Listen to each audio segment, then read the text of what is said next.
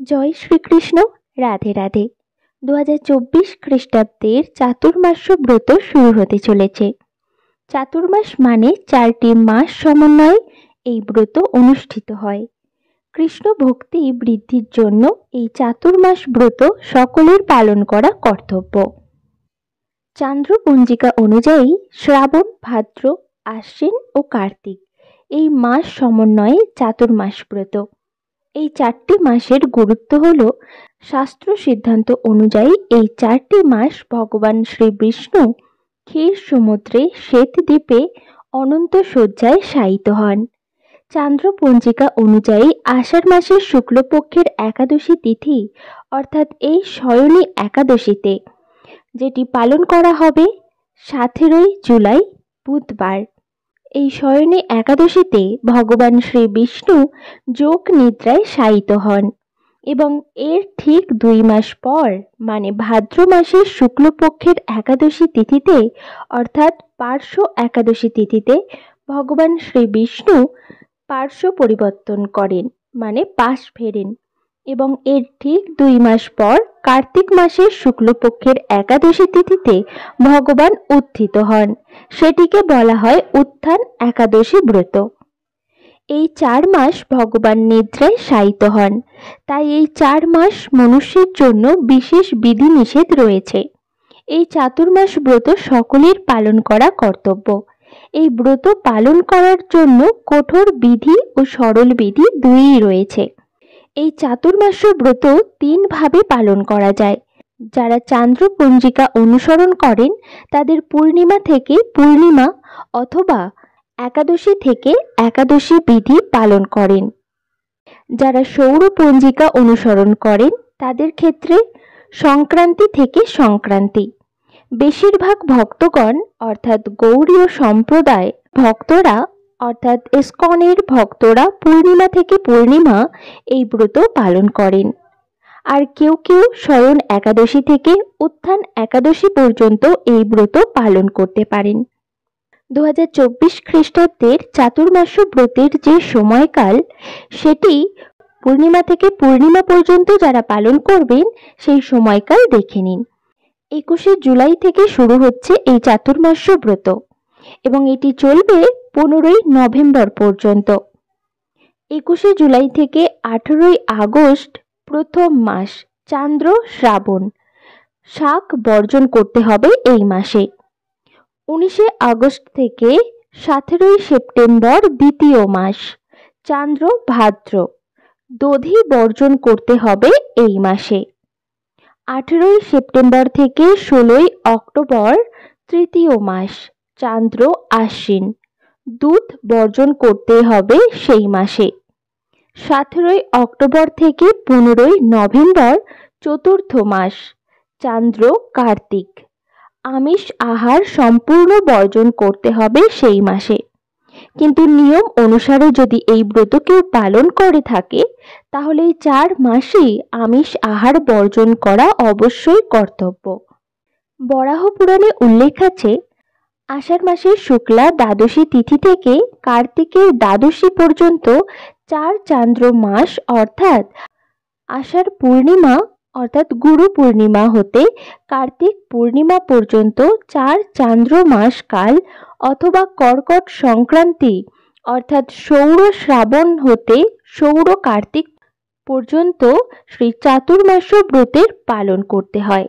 যারা গৌড়ীয় ভক্তগণের মতো করে এই ব্রত পালন করতে চান তাহলে আপনারা পূর্ণিমা থেকে পূর্ণিমা পর্যন্ত এই ব্রত পালন করতে পারেন।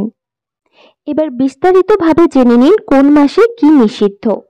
শ্রাবণ মাসে শাক বর্জনীয়, কোনো রকমের কোনো শাক খাওয়া যাবে না। আর ভাদ্র মাসে দধি অর্থাৎ দই বর্জনীয়, কোনোভাবেই দই খাওয়া যাবে না। অনেকেই দই দিয়ে চিঁড়ে মেখে খায়, কিন্তু সেটিও এই মাসে চলবে না। দই এই মাসে সম্পূর্ণ বর্জনীয়।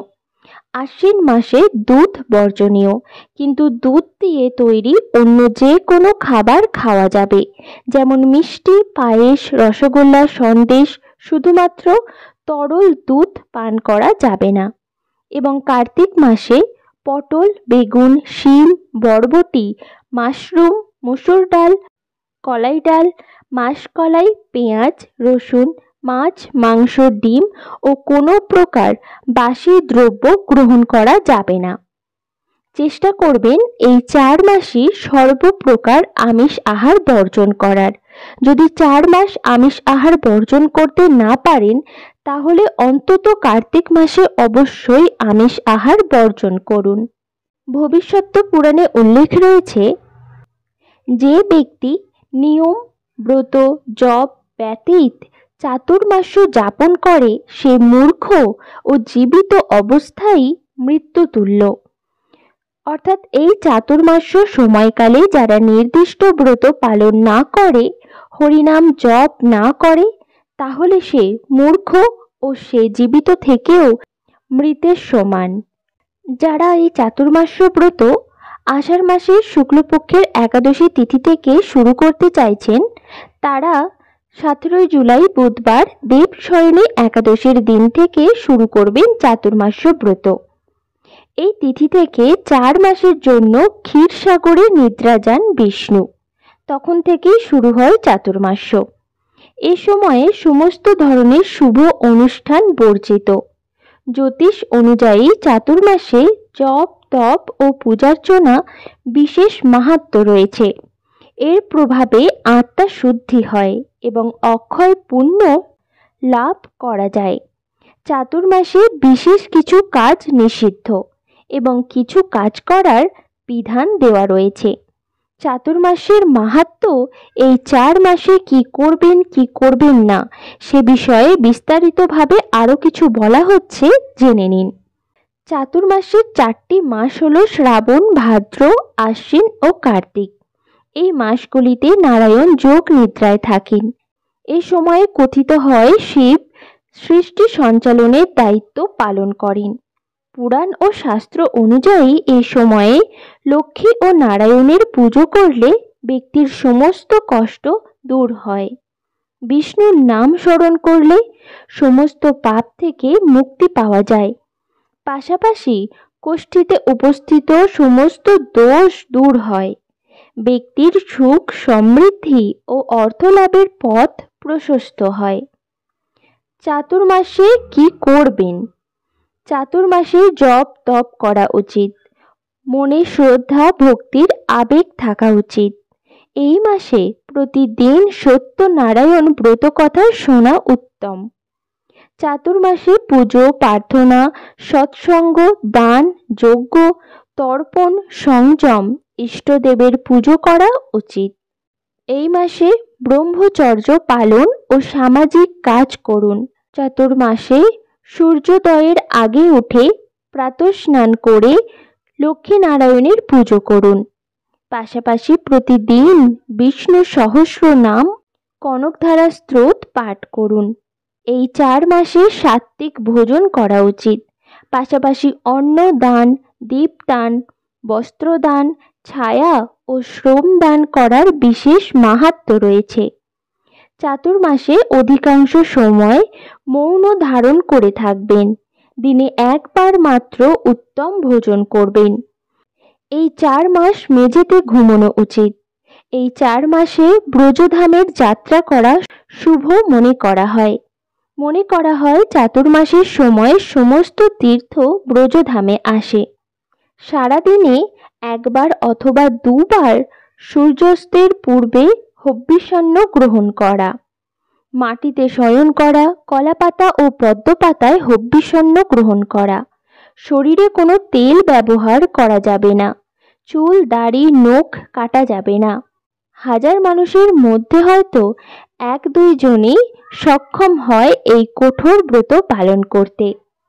হিন্দু শাস্ত্র অনুযায়ী চাতুর্মাসের শুভ ও মঙ্গল অনুষ্ঠান যেমন বিবাহ, সংস্কার, গৃহপ্রবেশ, উপনয়ন ইত্যাদি মোট 16 ধরনের সংস্কার বর্জিত। এই মাসে নীল বা কালো রঙের পোশাক পরতে নেই। এই মাসে বিছানায় ঘুমোতে নেই। রাগ অহংকার করবেন না। চাতুর্মাসে ব্রজধাম ছেড়ে অন্য স্থানের যাত্রা করতে নেই। এই 4 মাসে চুল ও নখ কাটতে নেই। পাশাপাশি কটু বচন, অর্থনৈতিক কাজ, মিথ্যা বলা ত্যাগ করা উচিত। শাস্ত্র মতে চাতুর্মাসে তেলে ভাজা, দুধ, দই, চিনি, মিষ্টি, আচার, সবুজ সবজি, মশলাযুক্ত খাবার, সুপুরি খাওয়া থেকে বিরত থাকুন। কিন্তু এটি সবার পক্ষে সম্ভব নয়। যারা কঠোরভাবে ব্রত পালন করে শুধুমাত্র তারাই পারবেন। শুধুমাত্র ফল মূল খেয়ে বা হবিষ্যান্ন খেয়ে এই চাতুর্মাস্য ব্রত তারাই পালন করতে পারবেন। 17 জুলাই বুধবার দেবশয়নী একাদশী। এই একাদশী সকলে অবশ্যই পালন করবেন ভক্তি ভরে। সকলে ভক্তির সাথে চেষ্টা করবেন এই চাতুর্মাস্য ব্রত পালন করার। সকলে ভালো থাকুন, সুস্থ থাকুন। আজকের এই ভিডিও এই পর্যন্তই। হরে কৃষ্ণ কৃষ্ণ কৃষ্ণ হরে হরে, হরে রাম রাম রাম হরে হরে। জয় শ্রীকৃষ্ণ। রাধে রাধে।